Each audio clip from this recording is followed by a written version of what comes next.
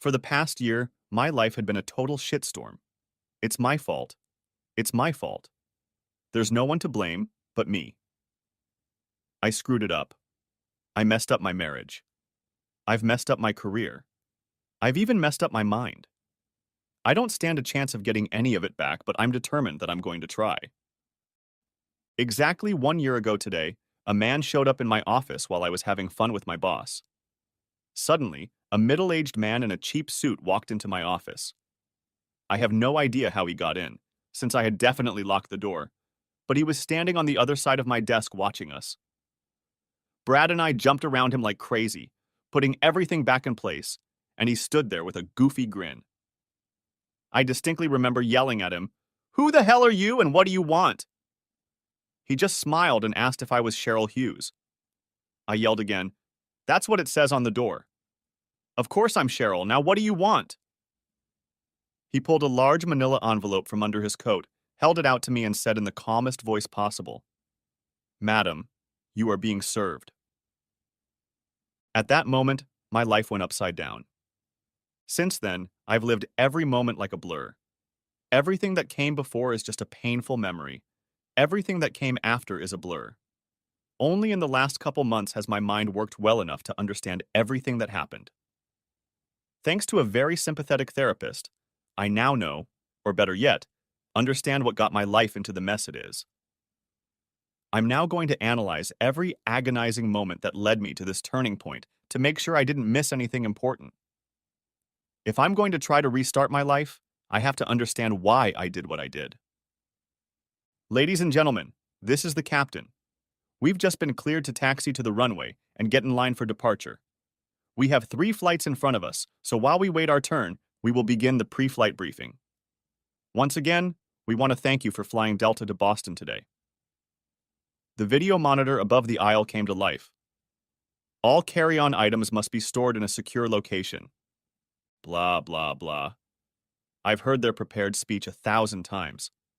I only have 2 hours to do everything before boarding, and I'm not going to waste time on something I've already heard. I know the drill. Now let's see. I have to start where all tragic stories begin. At the beginning. But where is that beginning, really? Did it begin when I was born, or when I got married, or when I joined Enterprise, or maybe the day I learned of my promotion? If my therapist is right, it all started in my childhood.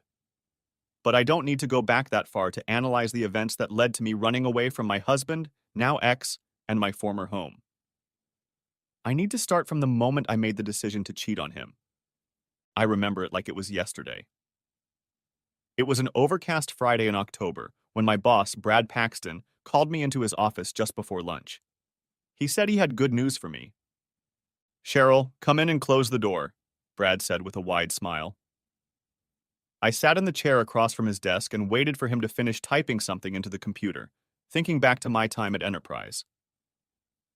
I had worked for Enterprise Research and Development and Brad for 8 years as one of the account executives. My job was to coordinate all the processes, tasks, technical documentation, and contractor interactions that Brad and 3 other executives coordinated with our 50 or so suppliers and end product customers. I'm good at my job, and after the first year I felt pretty confident in what I was doing and thought I could do anything. I was even so confident that I thought I could do any of my supervisors' jobs, and sometimes better than them. I have the education and work experience to handle their jobs. It's just that advancing in enterprise management is like trying to break through a brick wall with a marshmallow, especially for women.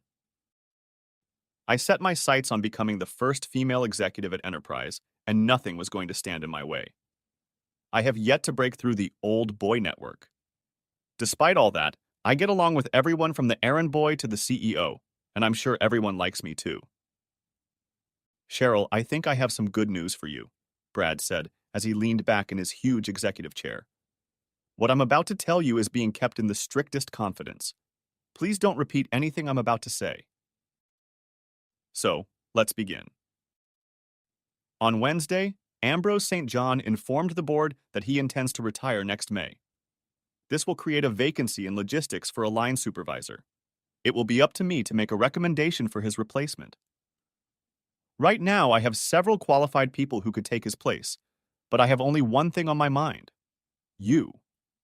Your work has been exemplary, your attitude has been exceptional, and your knowledge of enterprise procedures and contacts goes beyond what your current position requires. In short, you are a very qualified candidate for the position. But there are several other equally qualified candidates, some with more seniority than you. Now I just can't give the position to you and bypass everyone else. I have to publicize it and interview everyone who comes through HR. But in the end, it still comes down to my decision. Cheryl, I think you'll do a great job. I just can't figure out how badly you want to move up in the company.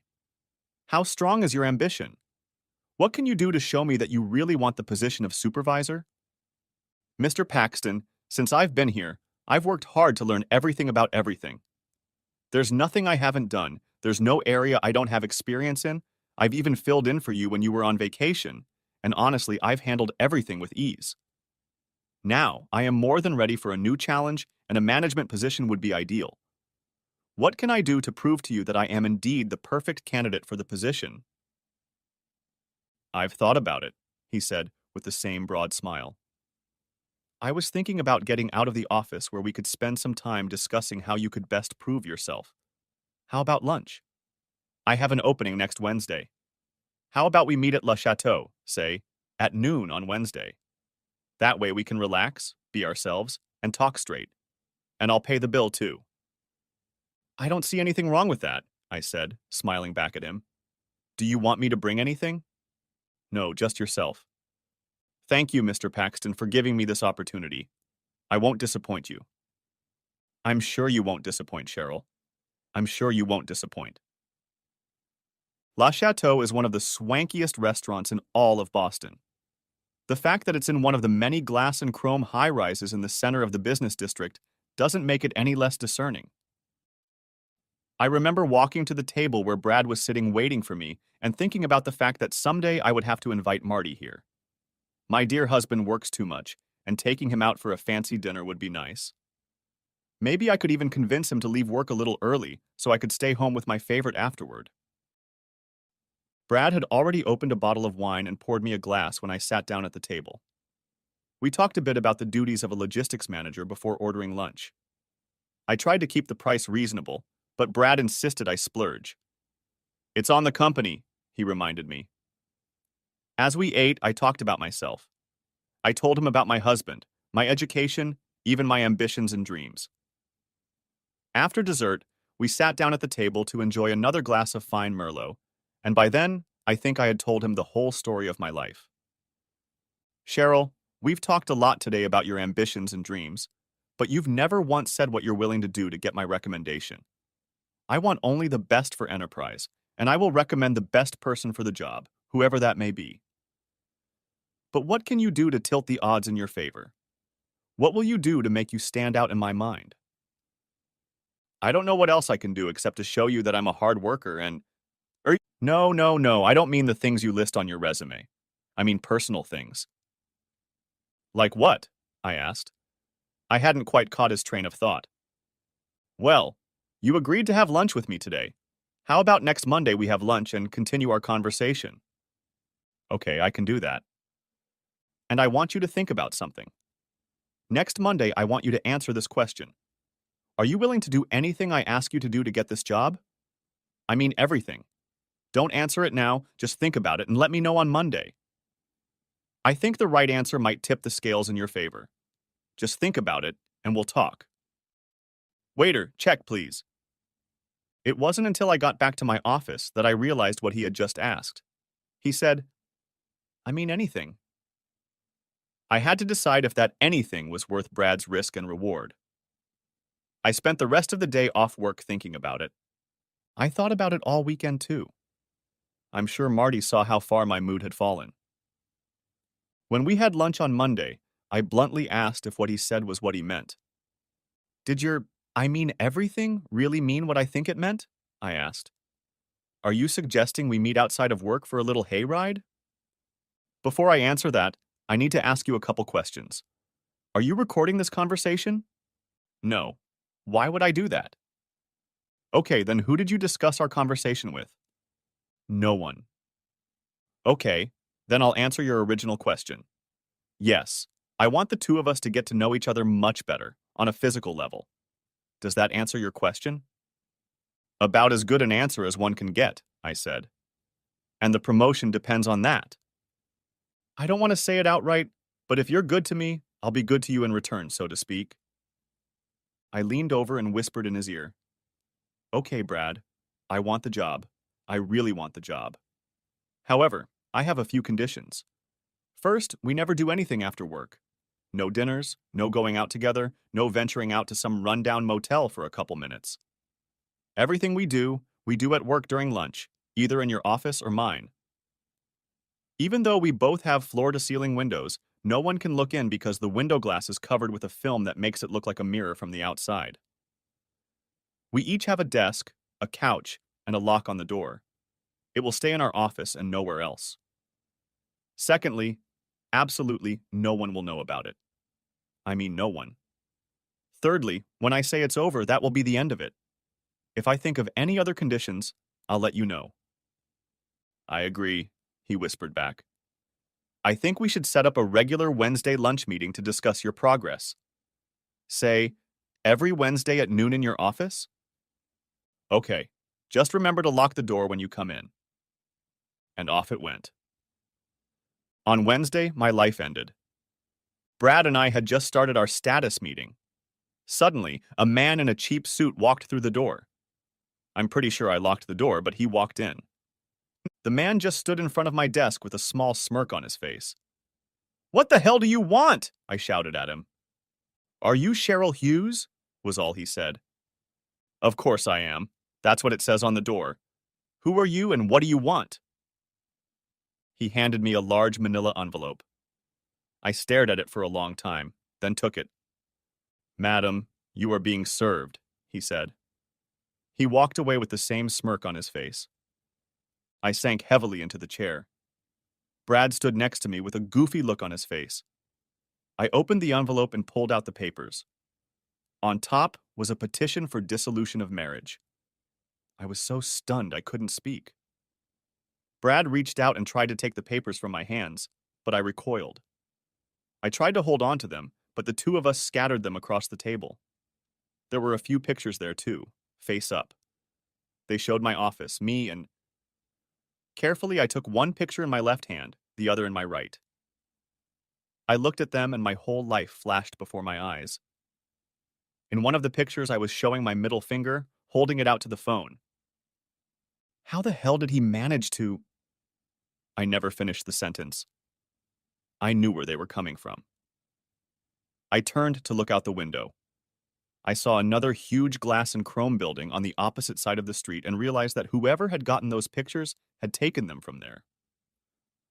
I ran over to the window, putting my hands to the glass and looking at the building across the street. I'm sure anyone who looked back at me would have seen the look of absolute horror on my face. At that moment, I realized that my life was over. My phone started ringing. I froze. I knew exactly who was calling. Not wanting to hear the voice on the other end, I slowly walked to the phone. Hello, I said with a sob. Tell Brad to leave, Marty growled. I sank back into the chair, holding the phone to my ear and resting my chin on my chest. Brad, get out! It's my husband! He started to say something nonsensical, and I jumped up and yelled at him. Just get the hell out!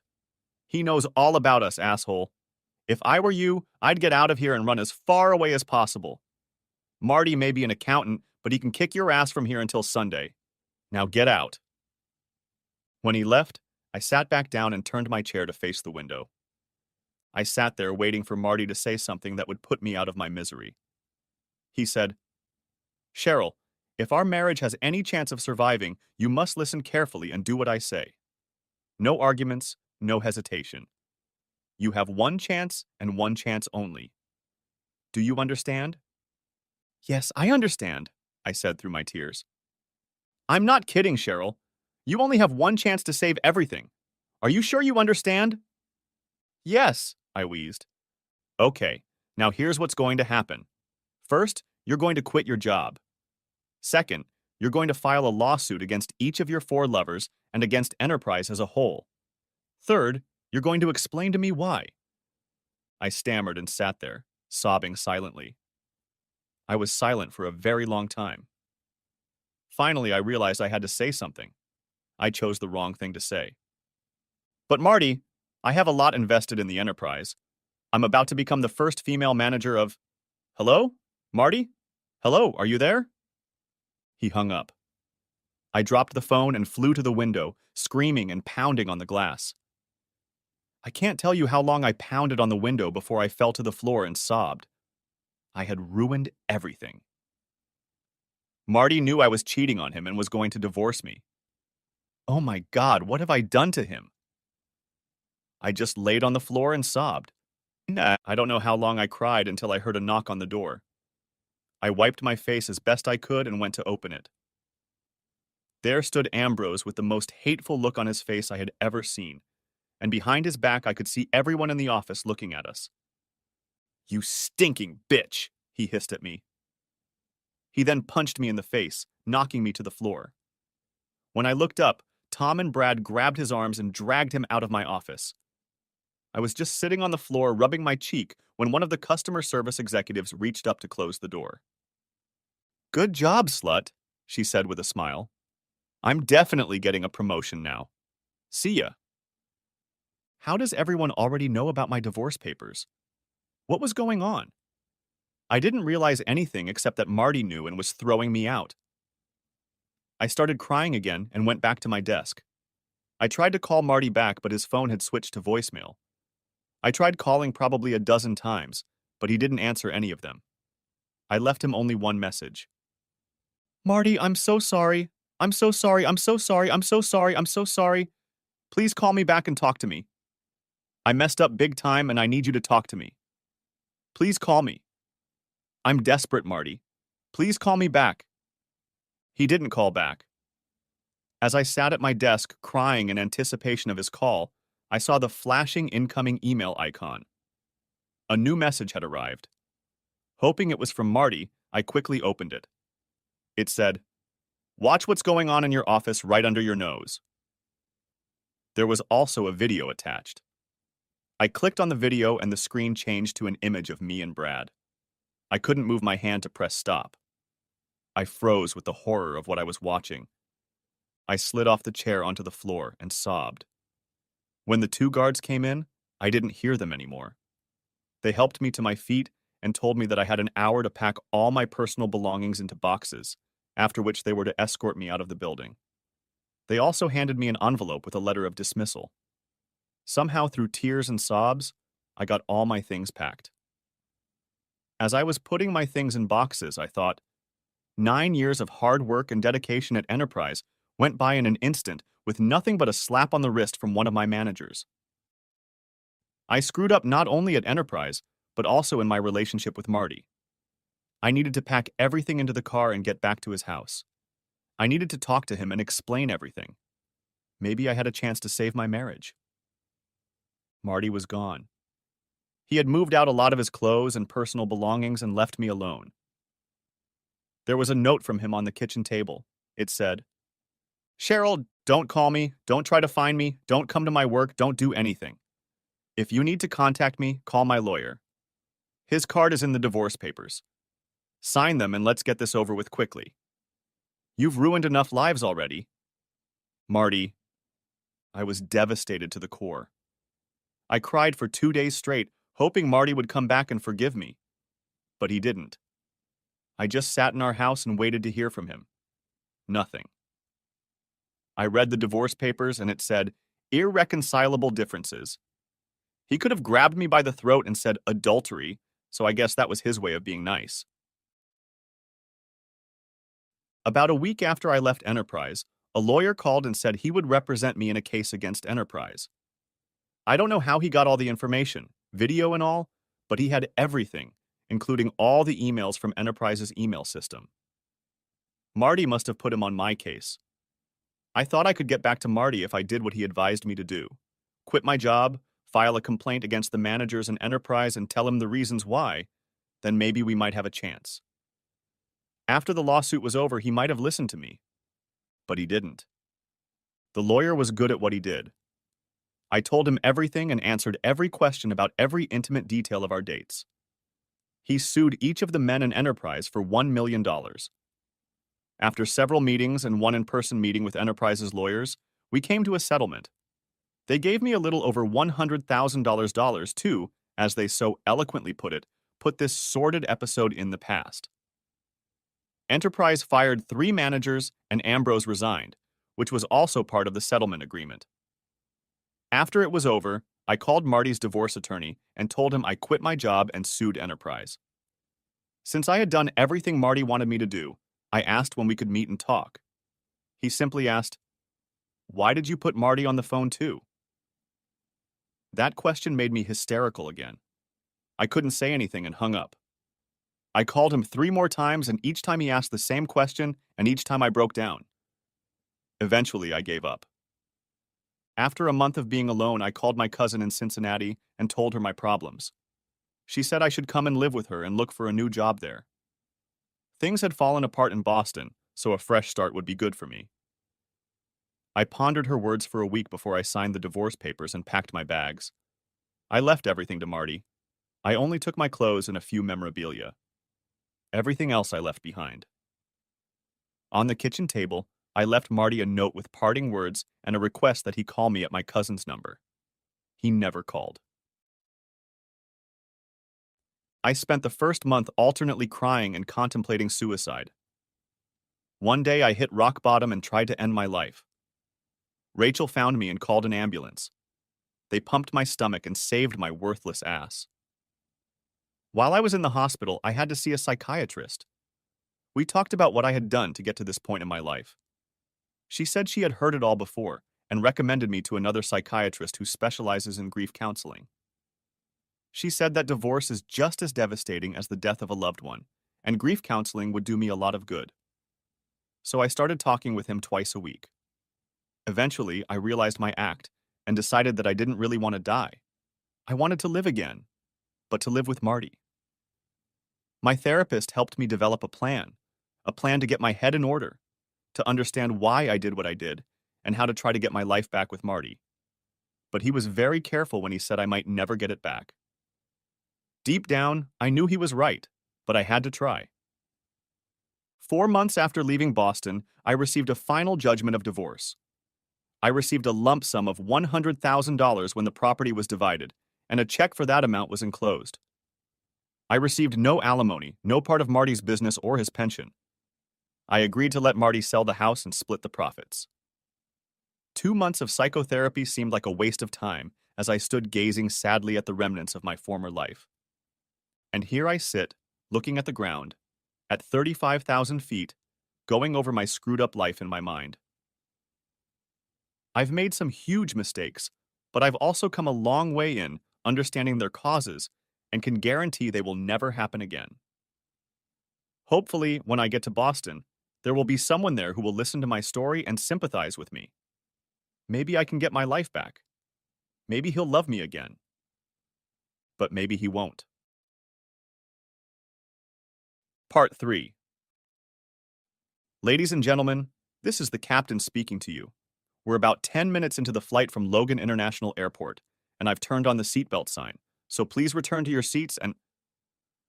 Wait, when did I fall asleep? The last thing I remember was the woman in the middle seat asking me if I was okay. It was embarrassing. I didn't even realize I was crying. I tried to smile when I lied to her that I was fine, but I don't think she believed me. She handed me a tissue, looked at me with a kind look and said, "Whatever problems we have in this life, God is watching over us. Just talk to him." That was something new. Sure, I've talked to a therapist, but all I got was a bunch of stuff about low self-esteem, insecurity, and narcissistic tendencies. Maybe it wouldn't hurt to have a little talk with him? When I got on board, I thought revisiting everything that had happened over the past couple years would be helpful. But all I did was slap myself in the face again with all the bad decisions I had made, all the lies I had told, and all the pain I had caused. At 35,000 feet, the suffering was as intense as it had been a year before. I relived the worst time of my life and came to the conclusion that I didn't need this. I thought I could find something I didn't already know, something to help me prepare for another encounter with Marty. But I didn't find anything. Everything was the same as before. I'm a liar. I'm a liar. And I've ruined the lives of a dozen or more people. Why? Because I wanted to be a big executive. I wanted to be important. I wanted to be somebody. And now I'm nothing. I'm Cheryl Smith. I used to be Cheryl Hughes, but I blew it. One of the terms of my divorce was to never use my married last name again, so I had to change it to Smith. I think that hurt me more than anything else. I didn't need alimony. I didn't need our apartment. I didn't even need our savings. All I wanted was Marty. But it was never meant to be. I had hurt him too much, and nothing I could say, no apology, no excuse, no justification, no explanation could cauterize the wound in his heart. I had completely destroyed the man I loved and myself at the same time. I rented a car and headed west on Highway 90 toward my old home in Waltham. I'd taken this route to and from Boston 1,000 times, but this time it seemed strange. I wasn't driving home, but to my former home, the place where my ex-husband lived, where my former life had been lived. A chill ran down my spine. I felt like a stranger in a strange land. I also felt a stray tear fall onto my chest. With good traffic and luck, the trip would only take 30 minutes. Traffic was good, and luck was on my side. Plus, Saturday morning traffic was usually pretty busy, unless Boston College had a football game in the afternoon. I pulled up to my old house 25 minutes later, but I couldn't move. I froze behind the wheel of my rental car, too scared to do what I had traveled 1,000 miles to do. I sat there for a very long time, thinking about the first words I would say to Marty. "Hey, Marty, surprise!" No, too flippant. "Hi, Marty, judging by the look on your face, you're surprised to see me." No, his expression might not be surprise, but fear or worse, hate. "Hey, Marty, before you slam the door in my face, I want you to know that I came all this way to apologize to you." Not bad, but don't give him an excuse to slam the door in my face. "Hi, Marty. I'm here to apologize for everything. May I take a moment of your time to talk to you?" Oh well, I'd have to make do.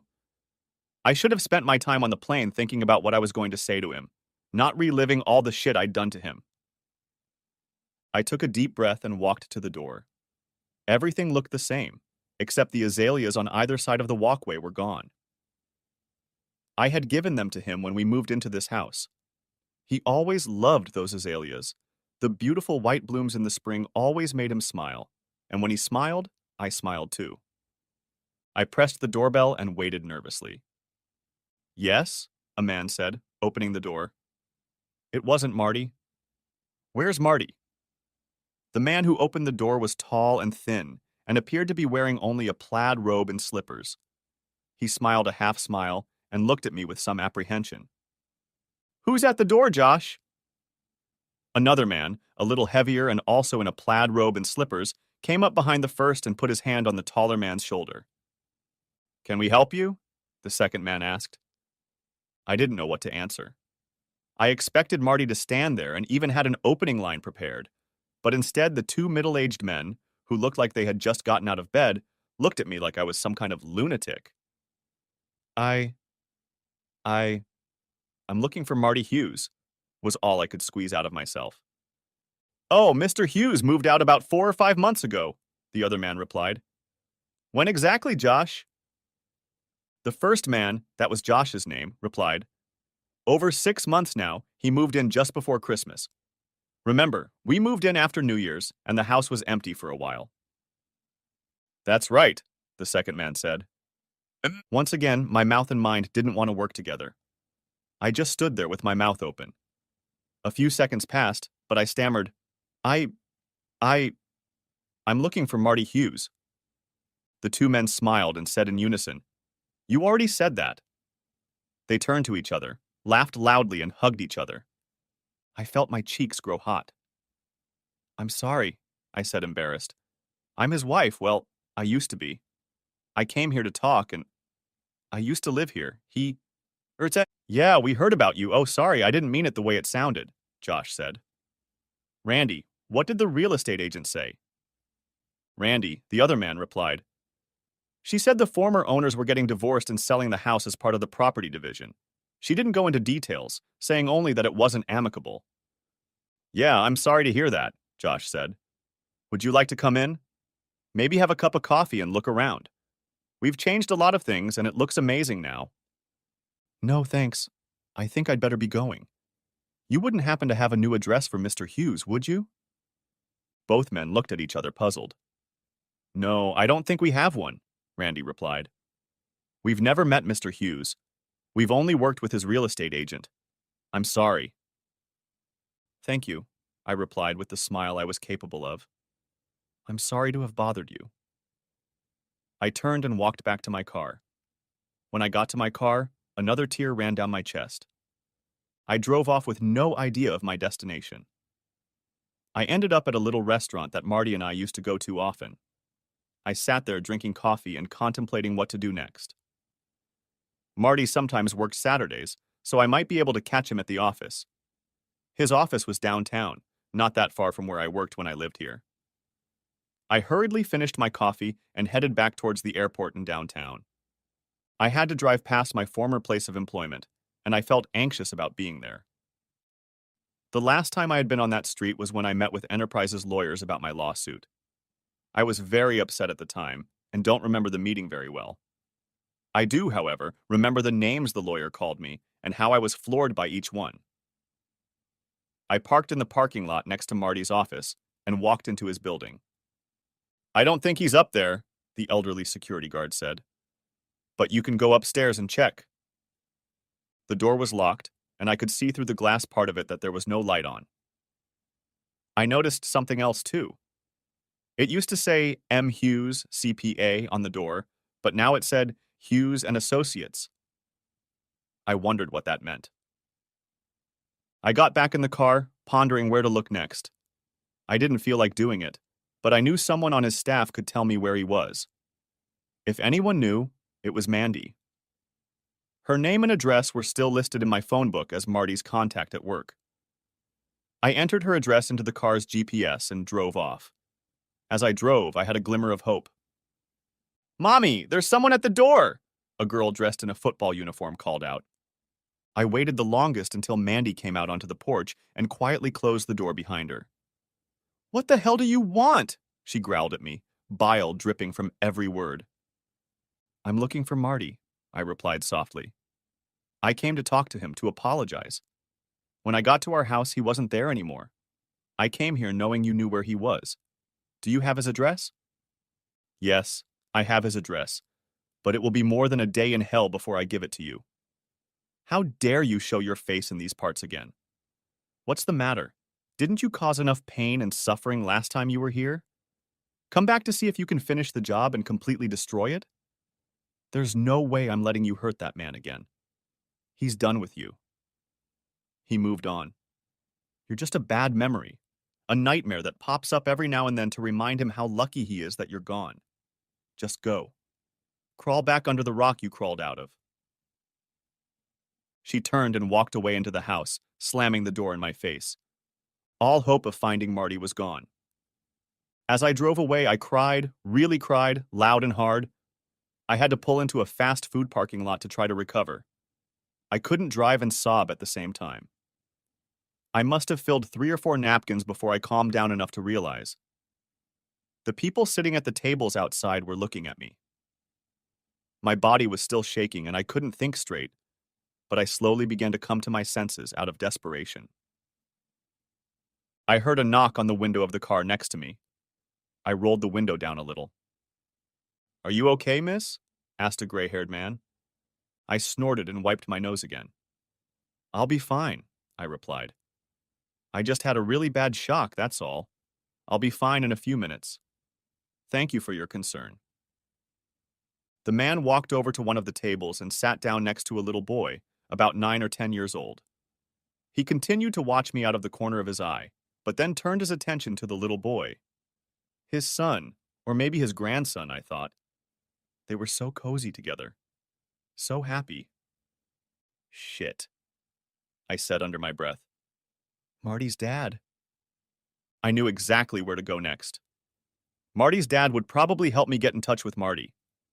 Marty's dad and I had always been friends, even through the divorce and everything. I quickly typed his address into the GPS and rushed away. The drive was a little over an hour. I knew the way without the GPS, but I wanted someone to tell me what to do and which way to turn. My mind wasn't working very well at that point. When I pulled up to his house, I was in for a big shock. There was a big white "for sale" sign hanging right in the middle of the yard. I got out of the car and walked to the door. Hanging on the front door handle was a real estate agent's lockbox and a note that read, "Call Ash Real Estate if needed." Looking through the windows next to the front door, I saw bare wooden floors and blank walls. The house was empty. Marty's father no longer lived here. He was gone too. I sank heavily onto the porch and began to cry again. Most of my tears had already fallen after visiting Mandy, but still, some new ones found their way out. This trip in search of the man I still loved was proving to be a failure. At every turn, I was rebuffed. Marty might as well be on the moon if I couldn't find anyone to tell me where he was. I couldn't take it anymore and started looking around the neighborhood. Across the street lived an elderly woman working in the garden. Maybe she would know something about Marty's father. "Mr. Hughes died 3 months ago," the old woman said from the other side of the old fence. "Just after New Year's, I think. He had a heart attack and died right there in his driveway. I understand he was under a lot of stress for some reason. He probably just succumbed to the pressure. It's sad. He was a nice man, quiet but sweet. His son and daughter and their friends cleaned the house.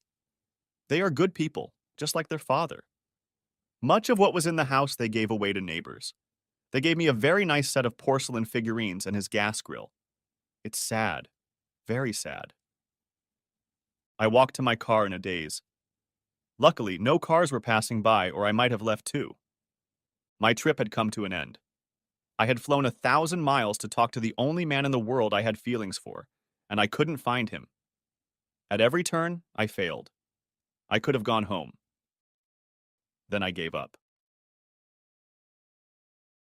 On my way out of town, I stopped by the cemetery where Marty's father was buried.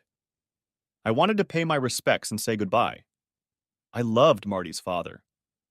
He was a kind and wise man. He was the one who advised me to seek counseling, to find a therapist and ask for help. I knew he already had a grave waiting for him next to his beloved wife Beverly. I walked up the hill and saw his name embossed on the dark granite headstone. I couldn't cry. I had no tears. Now that I wanted to cry, I couldn't. I made a promise to myself that when I got home, I would have a long talk with God. As I stood looking at the grave, I saw a white wicker basket full of flowers leaned against one side of the headstone. It also had a card attached to it. I picked up the small card and read it. "We miss you with all our hearts. Love you always. Brenda and Marty." The flowers were from Marty and his sister, and the handwritten inscription on the card was from a local florist. The florist was on the way out of town, so if I stopped by and asked nicely, they might be able to give me Marty's address. That was my last hope. The young man at the flower store got $100 richer, and I got Marty's address. For the first time in days, I smiled. I knew where Marty was. I was going to see him after all. I had given up too soon. The GPS navigator led me down the road, and I followed it, knowing I would see him. The trip took an hour and a half, judging by the clock on the dashboard, but in my mind it was minutes. I stopped in front of the address the florist had given me and saw a pretty white bungalow with blue shutters. On the porch were 2 wicker rocking chairs and a small wicker table. The lawn was neat and the bushes around the porch were trimmed. The mailbox out front said Hughes, and I knew I had found it. There was a driveway by the house, but no car. Terrified to think he wasn't home, I went to the door and knocked. Nothing, no answer, he wasn't home. I stood there for ages. There was no answer. I was crushed. For the 100th time that day, I sat down and cried. So close, I lamented. but I was determined to wait for him. If he wasn't home by dark, I would go and find a place to sleep for the night and come back in the morning. Until then, I was going to sit in his rocking chair and wait. After an hour or so, I got bored and started walking around the house. Everywhere I saw Marty's touches. Two azalea bushes from our old house stood proudly in the middle of the rocky backyard garden. In the center of the garden stood an antique sundial that read, "Grow old with me, the best is yet to come." Marty said this Robert Browning quote was his favorite romantic saying. On the deck was a gas grill he'd bought just before. Well, just before the end. I could smell Marty everywhere. I could almost smell his aftershave. I was standing on the same grass he was. I was breathing the same air, enjoying the same sunlight. It was wonderful. But Marty wasn't there. I had to be patient. I would see him eventually. I walked up to the porch again and froze, looking around. The house and the whole neighborhood looked exactly like the one Marty had talked about buying when we decided it was time to have kids. The color of the house was perfect. The front gardens were perfect. The other houses in the neighborhood were perfect. Even the little kiddie park on the next street was perfect. It was exactly as Marty described it. His perfect place to start a family.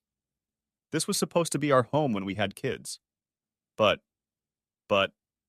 it wasn't our home. It was his home. I was no longer a part of his life.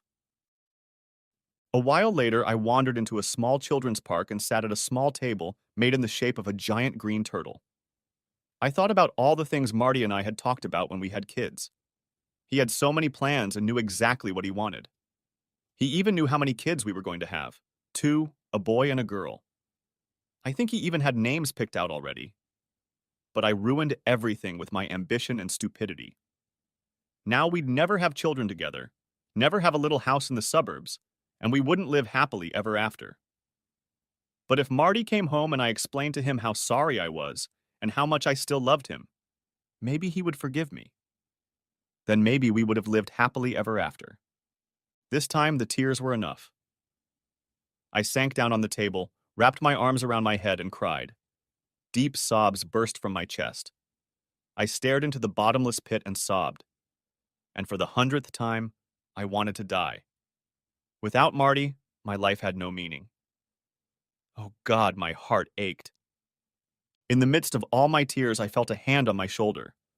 I wiped my eyes with my sleeve and turned around. There he was. Marty was standing behind me with his hand on my shoulder. He had a sad smile on his face, but he was there for me. I jumped up from the small table, threw myself around his neck and hugged him like he could fly away at any moment. I cried on his neck. I repeated his name over and over. I told him how much I missed him and how much I loved him. He just put his arms around me and let me cry on his neck. And that's when I saw the others. There were 3 women standing at the edge of the small park. I recognized Mandy and Adriana, but I didn't know the young Asian woman. All 3 stood with their arms crossed over their chests, and if looks could kill, I was already on my way to the afterlife. "Hey, Cheryl," Marty said in my ear. "Do you want to come in?" I just clung tightly to him, afraid to do anything to break the spell. I'd found him again, and I wasn't going to let go. Never. "Come on," he said. "Let's go inside." He released my arms from his neck and took my hand in his. Slowly, he began to walk up the hill toward the others, pulling me along behind him. We walked to his house hand in hand, with the others following some distance behind. No one said anything. When we entered the house, he let go of my hand and told me where the bathroom was. I realized I hadn't gone to the bathroom since I left the airport. There, I took a moment to wash my face and apply fresh makeup. I looked pretty bad after a full day of crying.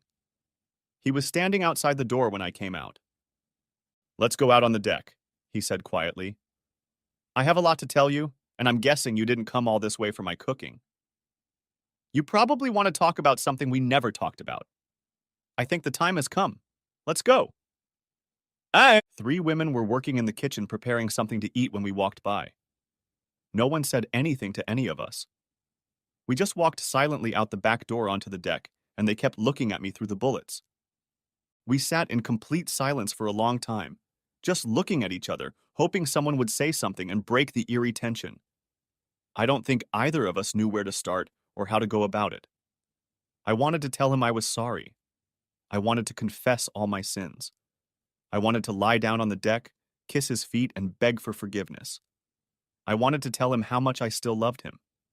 I wanted to tell him everything that was in my heart. But I didn't know how to begin. I had traveled 1,000 miles to see him, and now that I was sitting across from him, I couldn't say anything. "How are you, Cheryl?" he asked. "I'm better now, Marty. How are you?" "Good. But I don't think you came here to exchange platitudes. Why don't you tell me what's been going on in your life since—" He fell silent, looking at his hands. I opened the floodgates and let it all out. "Marty, I don't know how much you know, so I'm just going to tell you everything, but just the highlights. The lawsuit against Enterprise was settled between attorneys. We didn't have to go to court or arbitration. They paid me a decent amount of money, and the money you gave me was enough to move to Cincinnati and start over. My cousin Rachel helped me a lot. You remember Rachel? She was at our wedding. She was the one with the limp. So she found me a place to live and helped me find a new job. I work for a software company and I teach clients how to use our systems. It's a good job, and the people there are nice. Since I left Boston, I've been seeing a psychologist. He has helped me understand why I acted the way I did. The most important thing I realized is that everything, and I mean everything, is my fault. You did nothing to cause any of this. I am to blame. You were just an innocent bystander. I know I apologized to you 1,000 times before our divorce, but I said it every time, and I'm saying it now. I am so sorry for what I did to you and to us.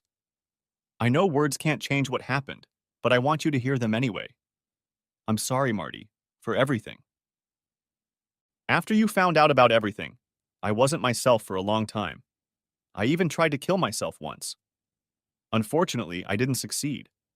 My therapist told me it was a desperate act to get your attention. Maybe it was, but I didn't do it to put more pain on your shoulders. I did it to get out from under my own power. But you never found out what I did. Rachel didn't call and tell you. Like I said, I was totally confused. I didn't think suicide would hurt you. And what I did to the managers at Enterprise was something else I didn't think would hurt you. I thought if you didn't find out, it wouldn't hurt you. How wrong I was. I never realized how much I hurt myself, which in turn hurt you. My therapist also told me something I never knew, but looking back on my life, I realize he was right. He said that I had little confidence in my abilities and low self-esteem. This means that I believed that I could not get promoted because of my strengths. This is the main reason why I did what I did. Having fun with Brad would have guaranteed a promotion. It was only later that I found out that the CEO had already spoken to the board about my promotion. I made an incredibly bad decision starting with Brad, and it was out of the control of the other three. I'm not going to make excuses and say I was forced into it. I went into it of my own free will. I thought it would stop when I got promoted. I didn't think about anything more than a promotion. Marty, I don't know how you found out about this, and it doesn't matter. All I know is that you did. When you sent everyone in the company an email with a videotape of me and 4 managers, I was devastated. I deserved it. I know that now. And I would have accepted any punishment if you had only listened to me and heeded my apology. But you didn't. When your lawyer told me you refused to talk to me and didn't want to see me anymore, I went a little crazy. I destroyed the only man I ever loved and will ever love, and you didn't want to talk to me. And God, what I did to those people's families. Do you know that 3 of them divorced because of what we did? The 4th one's wife said she could make him even more miserable in her marriage to him than by divorcing him. I guess that's what she's doing. Marty, I helped break up 4 families, not 5, including ours. Their wives and children didn't deserve that. You didn't deserve it. All because I wanted the job. When I filed the lawsuit, Enterprise fired 3 of them, and the 4th retired. I don't know what happened to them because I haven't had contact with any of them, but I'm sure I ruined their lives too. That's over a dozen people devastated because of my ambition. The lies I told you were also hateful. To cover up what I did, I lied about everything. Believe me, Marty, I've never lied to you until now. From the day we got married, I've always shared everything with you. And then the lying started. I started with Brad, and I lied to cover it up. For that, I'm truly sorry. I hope someday you'll find it in your heart to trust me again. If not, I'll understand. I want to say a couple more things before I start crying again. I hope you'll believe me when I tell you that everything I had with those men didn't mean half of what one night in your loving arms meant. It's a cliche, see, I know. I never did with them what I didn't do with you. I have to say I loved being with him, but it wasn't the same as being with you. And most importantly, I never once told them I loved them. I told them all kinds of stuff, but I never said, I love you. I only said it to you and always meant it. And God knows, I love you as much now as I ever did. The last year has been hell for me. Not having you in my life has turned me into a half man, and I'm guessing it's been just as hard on you. But Marty, I'll do anything to get you back. I'll take any punishment. I'll accept any conditions you want. I'll make any sacrifice. Tell me what you want, and I'll do it. No matter what, I'll do anything. If you want me to fall on the floor and kiss your feet, I'll do it. If you want to publicly humiliate me in front of my family and friends, I'll gladly stand and endure. If you want to get revenge by cheating on me while I sit and watch, you can. Do whatever you want, just let me back into your life. Please, I'm begging you. I started sobbing and couldn't finish. Marty sat in silence for a few minutes until I pulled myself together again. I'm so sorry. I said I wouldn't cry until I was done. Marty, I'm so sorry to hear about your father. He was a wonderful man, and I will always remember him fondly. I stopped by your parents' grave to pay my respects. That's how I found out where you lived. Please accept my apologies for letting you down. If you can find strength in your heart, please forgive me for all I have done. And if you have any feeling left in you for me, please tell me you love me again. More than anything, I want to come back to you. I want to be Mrs. Marty Hughes again. I miss you, and I pray that you'll take me back. Please, Marty, I love you. I covered my eyes with my hands and let another tear fall. The whole time I was talking, Marty sat in his chair and listened. He didn't move or say anything. I only occasionally raised my gaze to his face the entire time I was talking. I didn't have the courage to look him in the eye. I couldn't tell what he was thinking. Excuse me, Adriana said, poking her head out of the door. If you want something to eat, we'll put dinner on the table now. When you want to take a break, come on in. Just as quickly as she had appeared, she disappeared. Don't you want to take a break? Asked Marty. We can grab a bite to eat if you want. I'd realized a while ago that I hadn't gone to the bathroom since I'd left the airport, and now I realized I hadn't eaten anything either. I'd like to clean up a little first if that's okay with you, I said, wiping a tear from my cheek. Marty walked me to the bathroom again, and then to the dining room. When we walked in, I saw that there were already 5 people sitting at the table.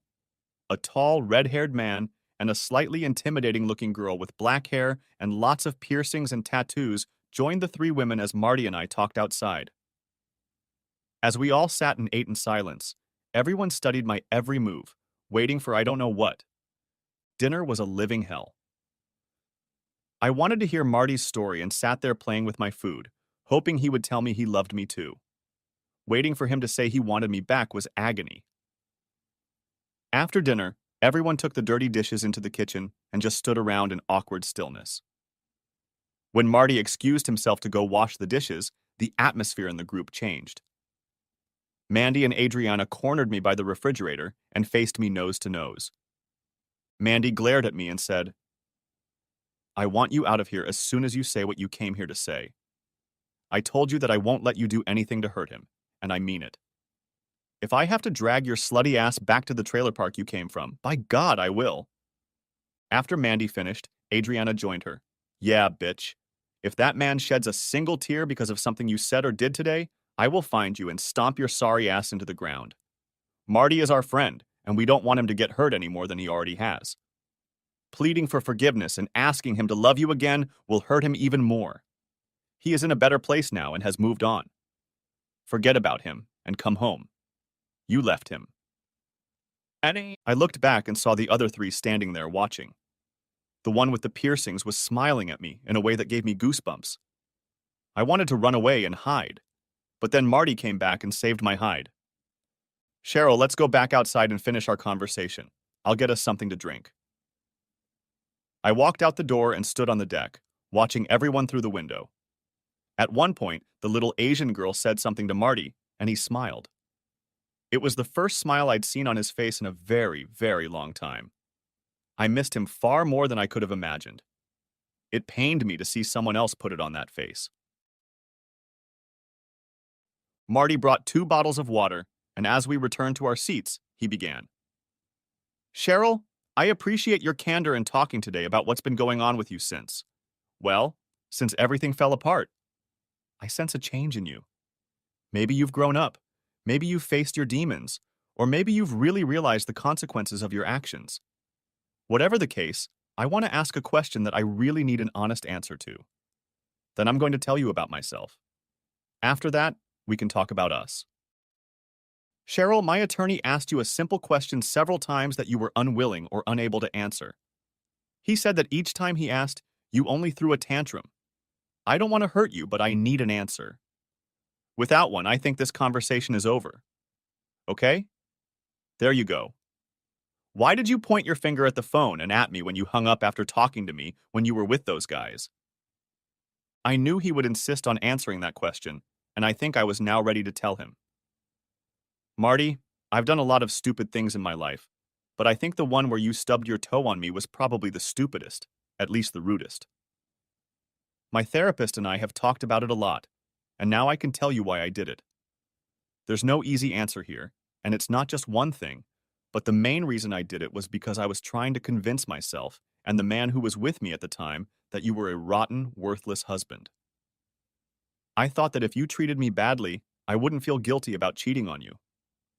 Well, I was wrong. I felt so damn guilty every time I touched one of those guys. I thought that if you acted angry, it wouldn't be my fault. Once again, I was wrong. I was the bad guy in the story, and you were just an innocent bystander. In retrospect, those are stupid thoughts, but that's what I was thinking. Pointing my finger at you, I was saying that you didn't matter, but the one who was with me did. It was a brazen lie, and it really hurt my ass. I never wanted that. I didn't want you to back off. It was just a bullshit play to cover up my guilt. I'm sorry I did it, and I'm even more sorry you saw it. I apologize for doing it at all. I watched Marty's face as he digested my explanation. Every word I said was the unadulterated truth. I was just playing. I meant no disrespect to him. I thought it was harmless at the time. But I couldn't be wrong. Okay, I understand what you're saying. You did it to reduce your guilt. I can understand that. Cheryl, I believe you're being honest with me right now. The truth is, that little act hurt me more than anything else. I think it's what made any chance of reliving what you did impossible. I still have flashbacks of how you did it, and it still hurts like hell. And that's why you don't want to talk to me, because I didn't answer that question? Well, yes, but only partly. I guess I used it as an excuse not to talk to you. I was so angry that I didn't want to do or say anything that would hurt either of us, and I certainly didn't want to go through all that pain again. It took my friends a long time to get me to the point where I could talk about you. Seeing you here today is hard enough. We leaned back in our chairs and took a sip of water, each to catch our breath. Okay, Cheryl, as you do, I'm going to tell you an abbreviated version of my life over the past year. When I hit the enter button on the computer and sent out all those emails with videos of you and your lovers, I was furious. The kind of furious I had never been in my life. I could have killed someone, and that someone could have been you. Mandy said I looked calm on the outside, but inside there was a giant volcano erupting in my heart. I wanted to hurt you. Hell, I wanted to hurt everyone. I knew I'd destroy everything you'd built through your work, but I didn't care. Taking away what you loved was the best revenge I could think of. And yes, that included me. I just wanted you to be in as much pain as I was. And sending letters to your boss's wives was my way of getting back at those who took things from me. They took my wife from me and helped destroy my marriage. I blamed you for being a part of it, but they were just as guilty. I lashed out at everyone, and everyone paid dearly for it, including myself.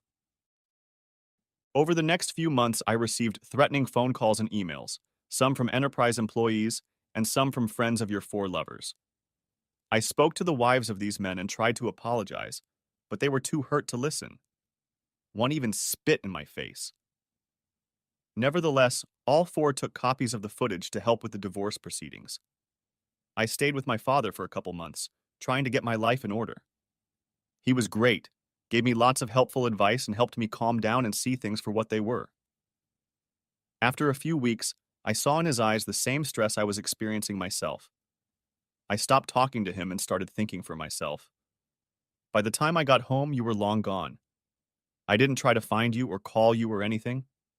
I was glad you were gone, even though it left a hole in my soul the size of the Grand Canyon. I think I cried for 3 days straight before my little group of like-minded people came and said they were having an intervention.